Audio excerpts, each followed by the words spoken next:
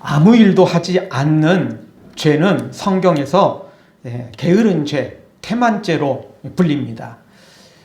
아무것도 하지 않는 것, 그것은 굳이 꼭 나쁜 죄를 저지르는 거 아닌 것 같지만 절대 그렇지 않습니다. 성경은 악하고 게으른 것을 동일선상에서 취급하고 있습니다. 나쁜 짓 하는 것도 죄지만 아무것도 하지 않는 것도 죄인 것입니다. 그냥 가만히 있으면 그게 별 의미 없는 것 같지만 사실 아무것도 하지 않는 게 인생을 낭비하는 것이고 하나님 주신 사명을 나몰라라 하는 것이기 때문에 그것이 곧 죄가 되는 것입니다.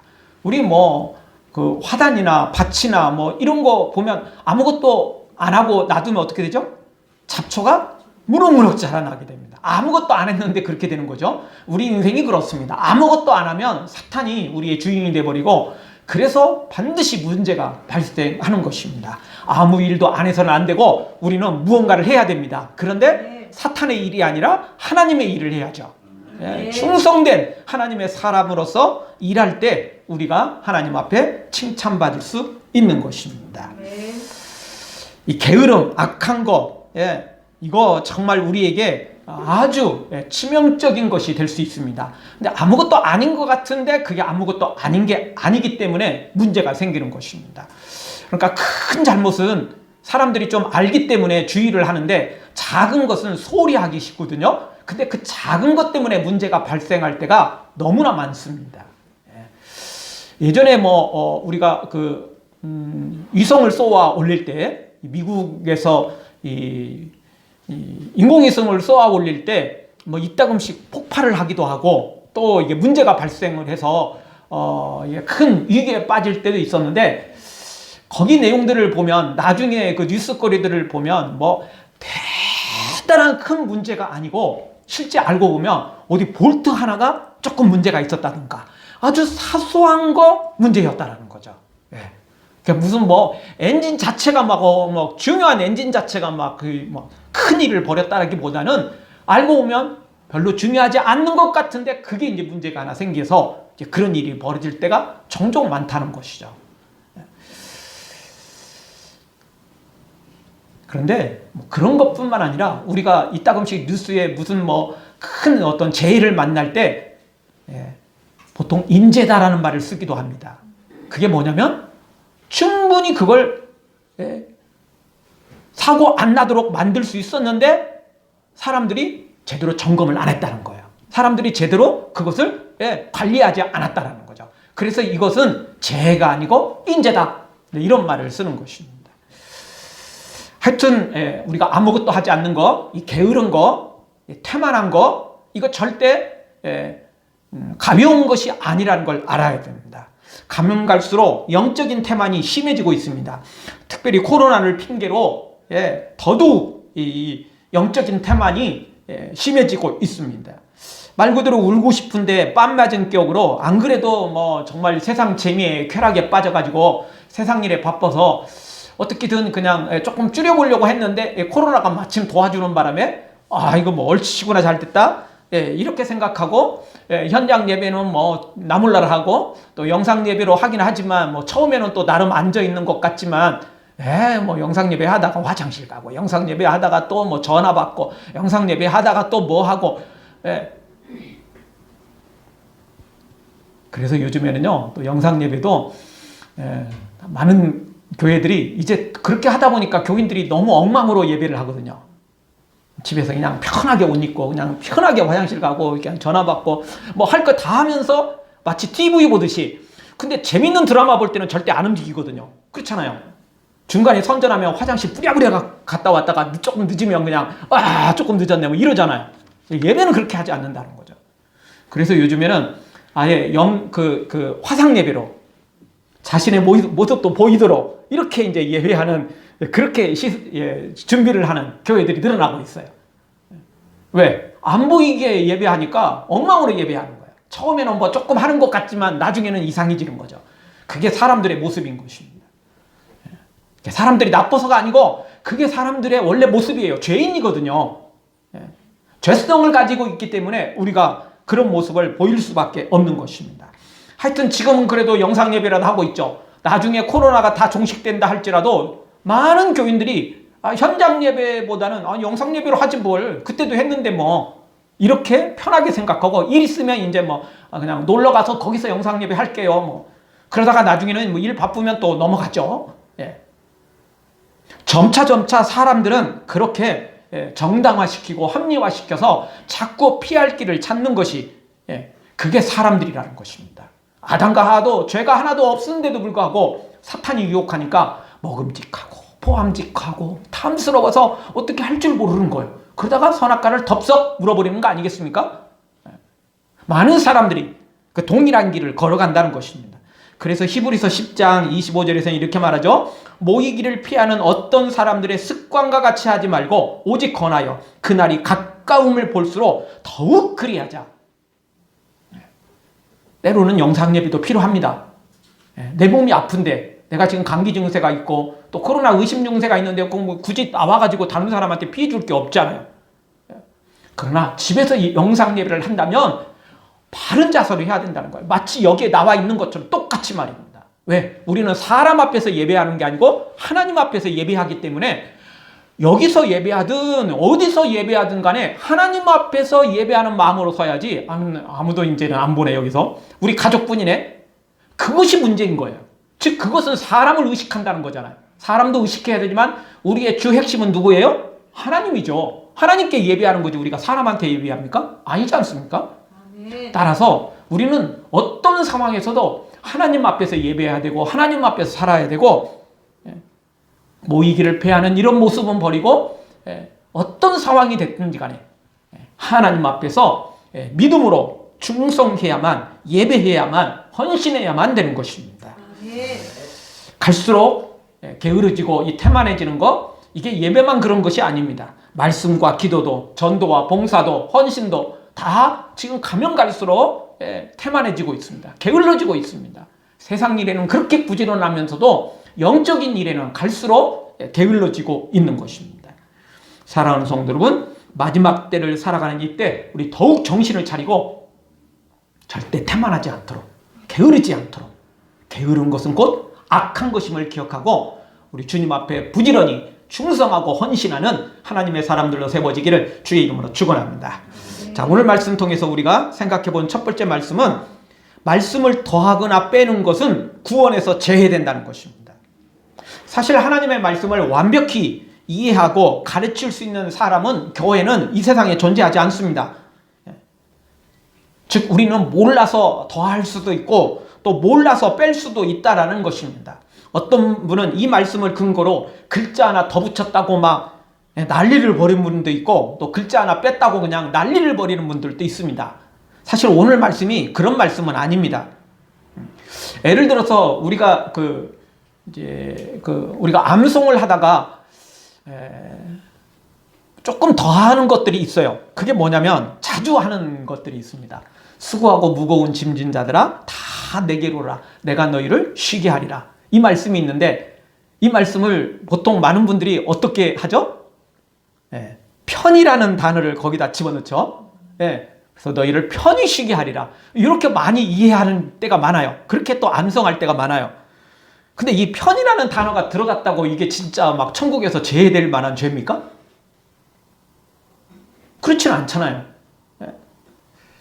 단어 하나 또 좀 빠졌다고 막, 그 문구에 또 그 앞뒤 관계상 큰 문제가 없으면 그거 하나 빠졌다고 뭐 그렇게 막 난리를 벌일 일이 아니에요. 예를 들어서 성경을 이제 복사해서 후대에게 물려준다면 당연히 있는 그대로 우리가 해야 되겠죠. 그런데 그렇지 않을 때가 있어요. 어떤 분들은 이 목회자의 설교에서도, 그럼 여기서 강단에서 설교하다 보면 이제 성경을 인용할 때가 있거든요. 암송할 때도 있고, 어떨 때는 성경을 보고 그걸 읽어주는데도 불구하고 빠뜨릴 때 있잖아요. 발음이 잘못 나올 때 있잖아요. 그런데 어떤 분들은 뭐 강단에서 그랬다고, 막 그게 막 길길이 낫뜨는 거예요. 봐라, 성경에 오늘 말씀 봐라, 18절 이 책의 말씀을 하나라도 더하면 재앙들을 더해버리겠다. 19절 만약 이 책에서 하나라도 빼면 생명책에서 빼버리겠다. 이렇게 무서운 말씀인데 막 더하고 뺐다고, 그걸 말씀 잘못 읽었다고 막. 그건 오해도 한참 오해하는 겁니다. 성경을 그렇게 하면 해석을 하면 안 되고 당연히 우리가 주의해야 되죠. 더해서도 안 되고 빼서도 안 되는 게 맞습니다. 근데 우리가 그대로 읽어도 잘못 읽을 때가 있고 실수할 때 있고 뭐 이러지 않습니까?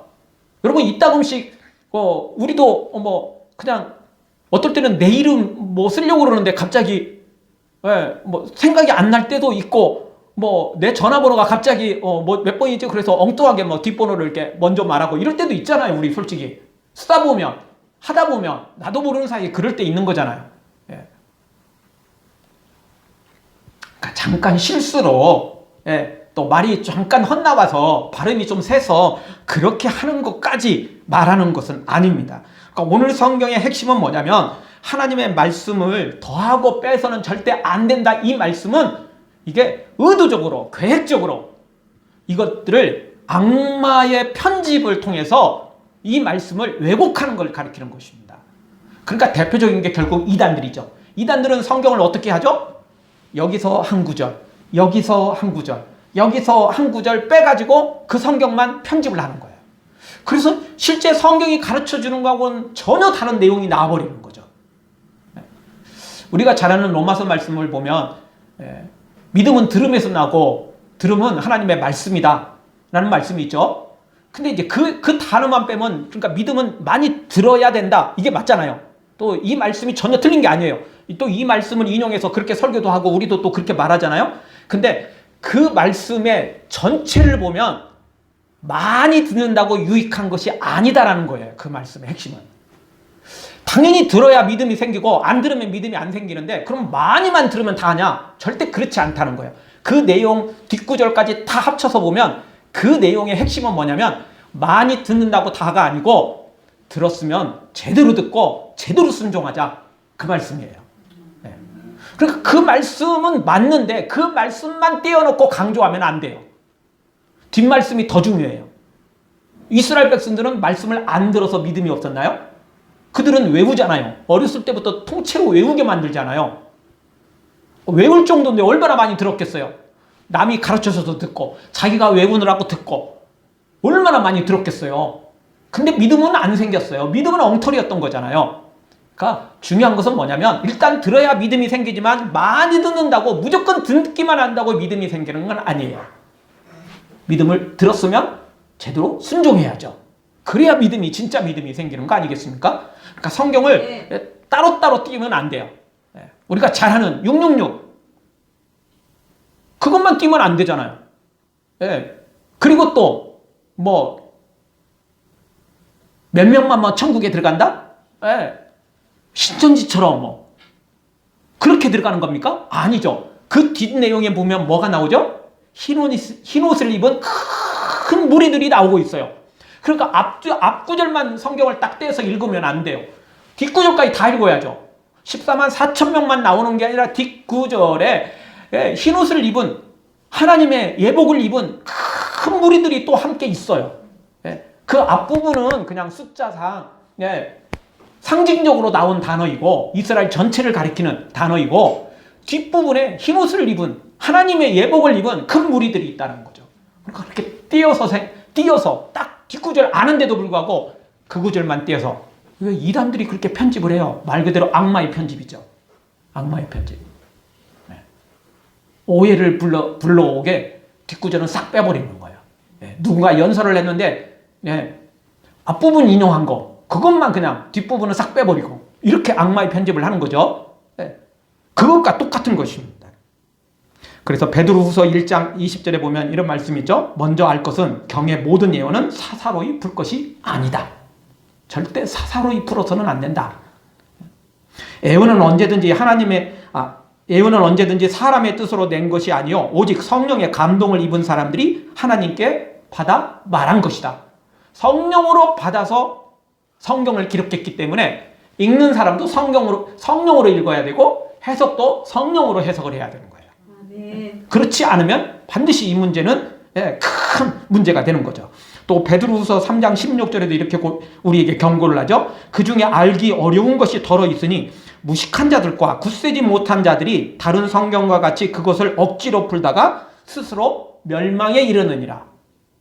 성경을 억지로 해석하다가 풀다가 어디에 이른다고요? 멸망. 곧 지옥이잖아요, 그건요. 이게 이단들에게 딱 해당되는 말씀이에요. 그들은 억지로 풀죠.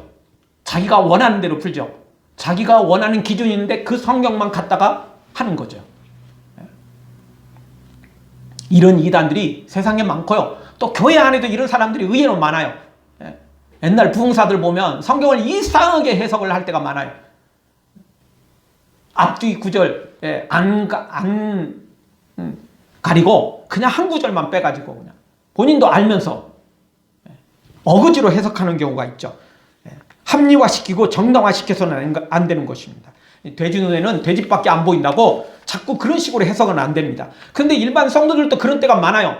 왜냐하면 많은 성도들이 축복의 말씀만 붙잡고 아멘하고 축복의 말씀만 성경으로 받아들이고 의무적인 거, 책임을 강조하는 거, 헌신을 강조하는 거, 십자가를 강조하는 것은 애써 무시해요. 애써 그거 모른 채 하는 거예요.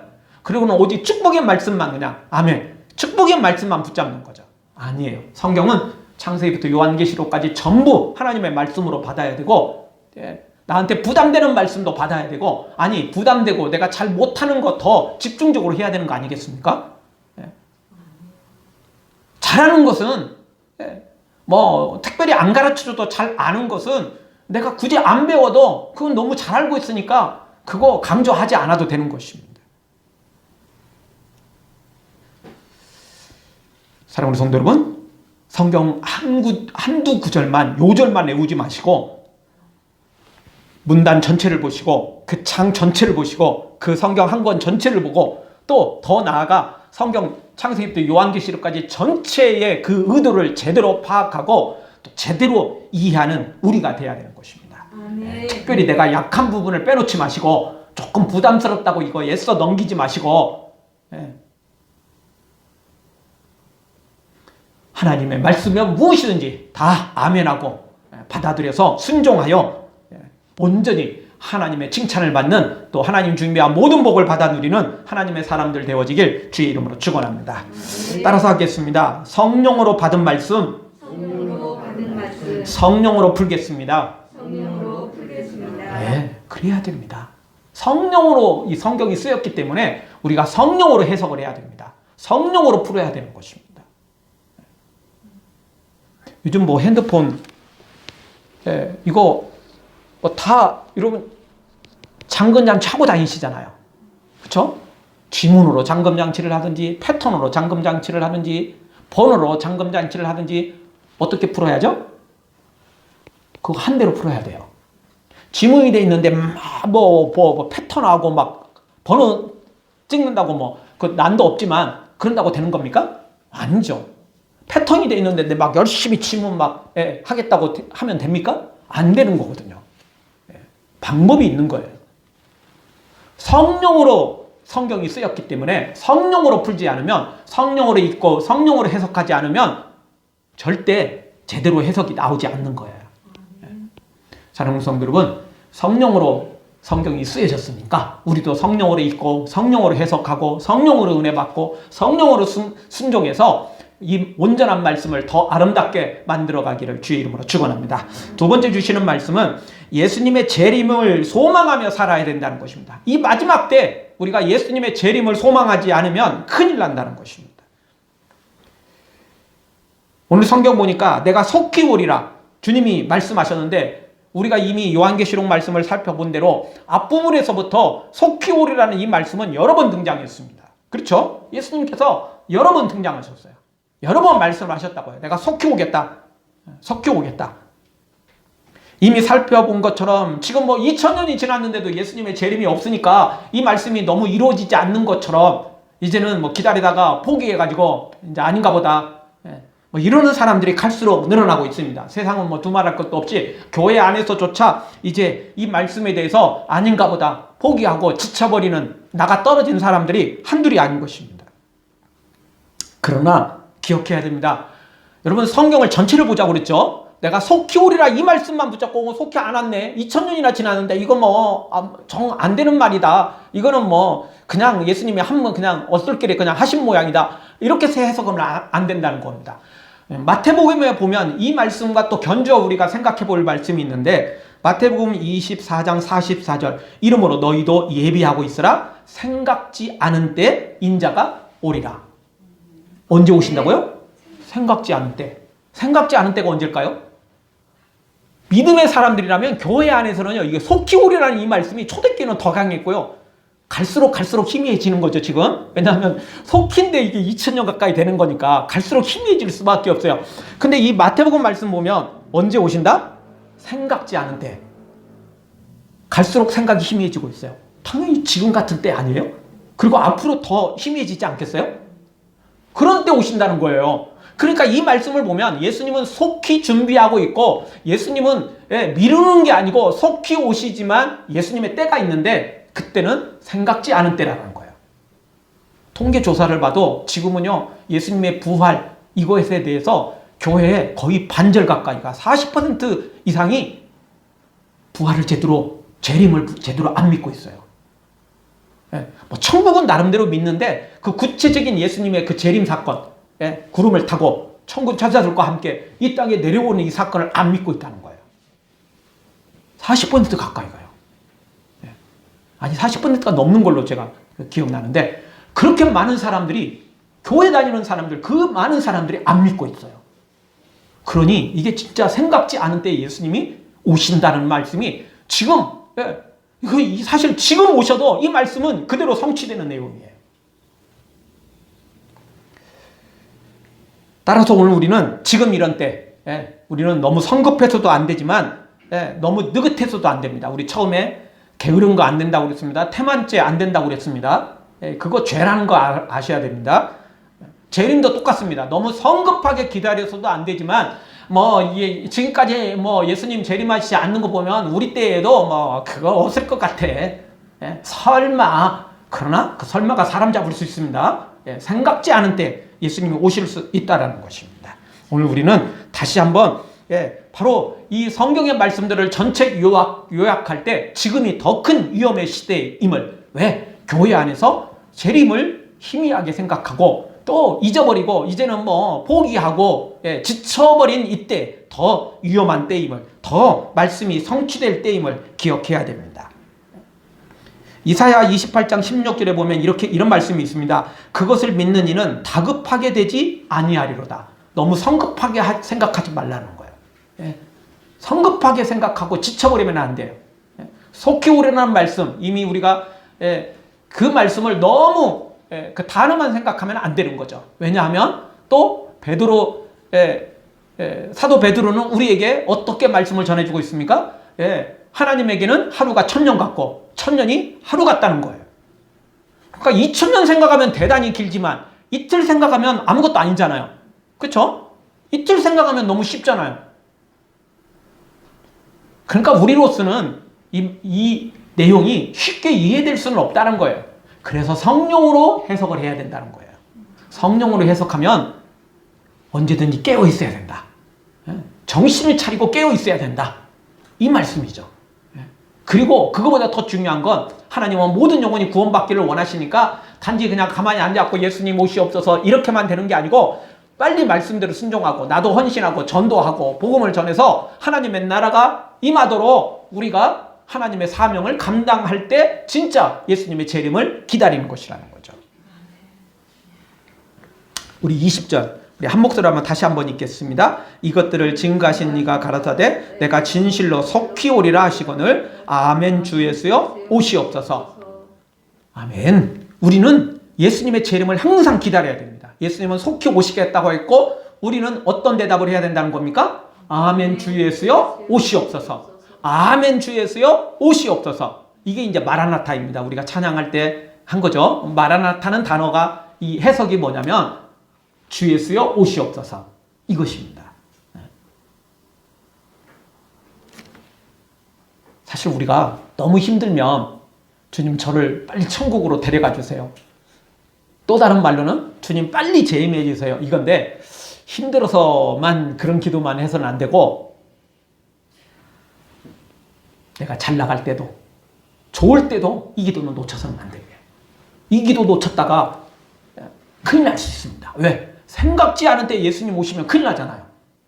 따라서 오늘 우리는 끊임없이 아멘 주 예수여 오시옵소서. 그렇게 기도해야 되고 또 소망하고 기다려야만 되는 것입니다.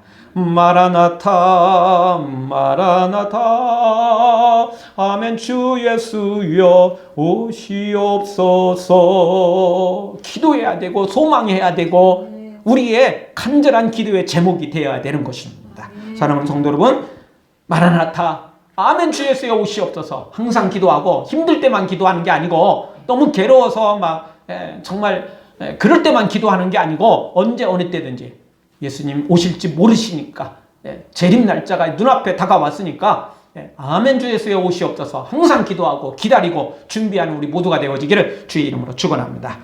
마지막 세 번째 생각해 볼 수 있는 건 이 말세에 살아가는 우리가 어떻게 살아야 됩니까? 21절의 내용을 통해서 생각해 볼 수 있는 건 주 예수의 은혜가 우리 모두에게 있어야 됩니다.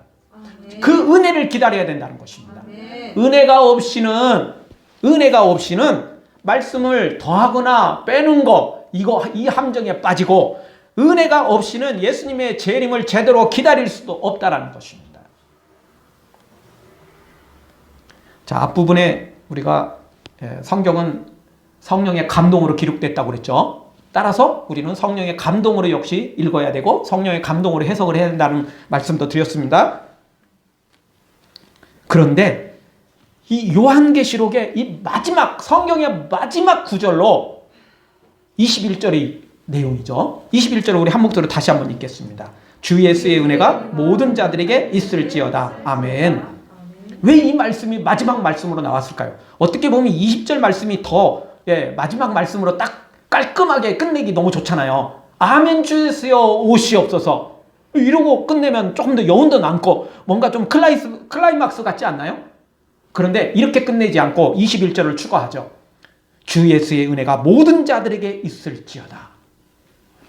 은혜가 없이는 예수님의 재림도 기다릴 수도 없고 은혜가 없이는 말씀을 빼고 더하고 내 마음대로 한다는 거예요. 은혜가 없이는 이게 아무것도 안 된다는 거죠. 그래서 성경은 이 모든 것의 시작도 은혜이고 마지막도 은혜다라고 우리에게 말해주는 겁니다. 은혜가 없이는 안 된다는 거예요. 은혜가 없이는 기다리다가 지쳐버려요. 은혜가 없이는 악마의 편집을 하게 되죠. 내가 좋아하는 말씀만 아멘하고 좀 싫어하는 말씀은 그냥 제쳐놓고 은혜가 떨어지면 이렇게 돼요. 그래서 오늘 이 마지막 구절, 성경 마지막 구절로 너희 모두에게 은혜가 있을지어다. 그냥 사도 요한이 그냥 감동돼서 뭐 자기 혼자 그냥 이 말씀을 딱 넣어야 될 것 같아 이런 게 아니고 성령님이 감동을 주신 거예요. 은혜가 필요하다. 은혜가 은혜 없이는 안 된다. 그래서 마지막 구절에 너희 모두에게 은혜가 있을지어다. 은혜를 강조하고 있는 거죠. 우리의 노력만 갖고 안 되는 겁니다. 우리가 노력해서 말씀을 더하거나 빼는 것도 안 되고 노력해서 예수님 재림을 기다리고 주 예수의 오시옵소서 소망하며 이런다고 다 되는 게 아니라는 거예요. 은혜가 없이면 말짱 꽝이 돼버린다는 거예요. 설사 예수님의 재림 날짜를 맞추고 재림 시간 초까지 맞추고 하늘을 우러보며 예수님을 맞이할 준비를 한다고 그게 다 맞이할 준비가 되는 게 아니라는 거예요. 성령으로 준비되어 있지 않는 사람은 예수님의 재림을 뻔히 보면서도 구원받을 수가 없어요. 날짜 맞춘다고 되는 게 아니라니까요. 시간 초를 맞춘다고 구원받는 게 아니에요. 예수님 맞을 준비가 되어 있어야 되는데 그 준비는 영적인 준비예요. 무엇으로만 가능해요? 은혜로만 가능한 거죠. 은혜로만 가능한 것입니다. 은혜가 없이는 이 모든 것 다 헛것이 되는 것입니다. 나의 노력만 갖고 되는 것이 아니라는 것입니다. 은혜로만 들어가네 은혜로만 선다네 우리의 노력이 아닌 어린 양의 보혈로 정말 십자가의 은혜 어린 양의 보혈 이 은혜가 없이는 우리가 설 수가 없습니다. 은혜가 없이는 아무리 기다려도 은혜가 없이는 아무리 말씀대로 내가 노력한다 할지라도 결국 그거 다 인간적인 것이 되고 마는 것입니다. 은혜로만 가능합니다. 은혜로만 설 수 있습니다. 은혜로만 구원받을 수 있는 것입니다. 그래서 예배서 말씀 분명히 우리에게 말하지 않습니까? 인간의 노력과 인간의 어떤 공로로 되는 게 아니라는 거예요. 오직 구원은 하나님의 선물로만 가능하다. 그 선물이 무엇입니까? 은혜입니다. 그 은혜가 무엇입니까? 바로 성령님이십니다.